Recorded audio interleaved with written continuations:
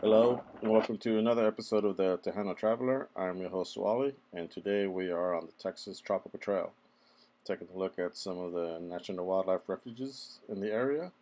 And today's refuge is the Aransas National Wildlife Refuge. As you can see, there's plenty of wildlife as soon as you get in there, and it's a beautiful place.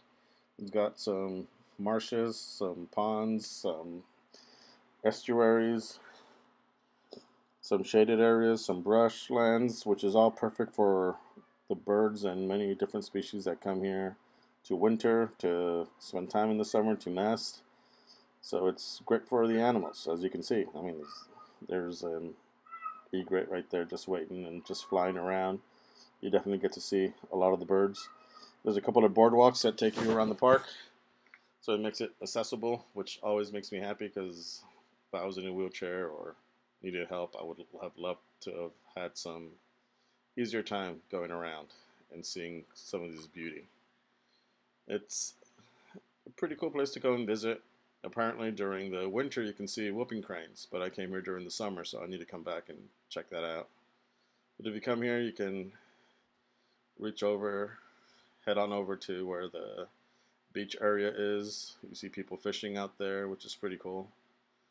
And you get to experience what some of the birds from the Gulf region like to do.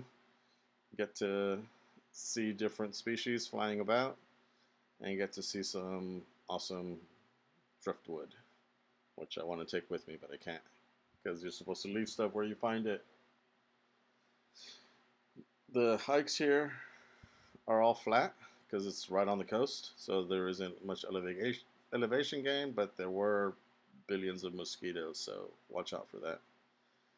Anyways, part of my favorite thing here at the refuge is that they have these observation towers that you can climb, and they go up pretty high, and once you get there you pretty much have a view of the whole refuge. You can see things from 4 different directions and just marvel at the size and the beauty of it all. I can just imagine what it would be like in the winter when all the whooping cranes are there, just hanging out and whooping and stuff. But you get to see the big estuary and the wetlands and hopefully see some birds while you're there. I saw plenty. I wish I would have taken my binoculars to get up close views of them, but it was still fun being up there and being able to see the land. There's plenty of refuges here along the Gulf Coast. I think there's a total of 8 of them. I've been trying to visit all of them, so hopefully you'll have a way to get to see most of them. You can also drive around, see some of the grasses, which I love. I'm crazy about grasses, and get to hopefully see some more nature.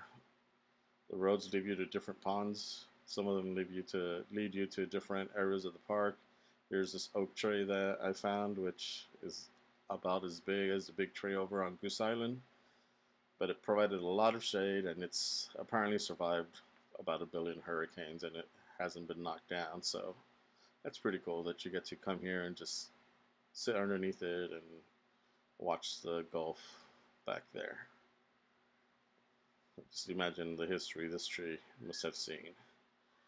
Anyways, there are certain areas that are closed for your safety and everything, but the tree is here for you to marvel at and enjoy and look at.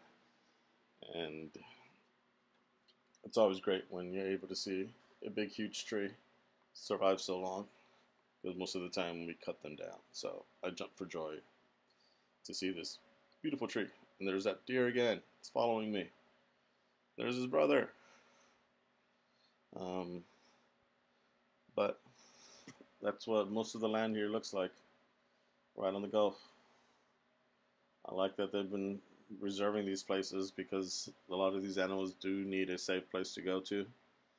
And these places, these refuges, provide that area for them to come and just be themselves. Also, this scummy pond, you think there's nothing there, but once you start looking closer and closer, you find all these awesome frogs just frogging around doing frog things. Of course, there's warning signs about alligators, but I never see any. But look at those frogs. 1, 2, 3, 4, 5, 6, 7, 8. 8 frogs. This one was my favorite because it was just sitting still, like I don't know it's there or something. But I see you, Mr. Frog, and I'll leave you alone because you deserve life. Anyways, thanks for watching. I hope you've been enjoying these videos. Don't forget to like and subscribe. Leave a comment. Bye-bye.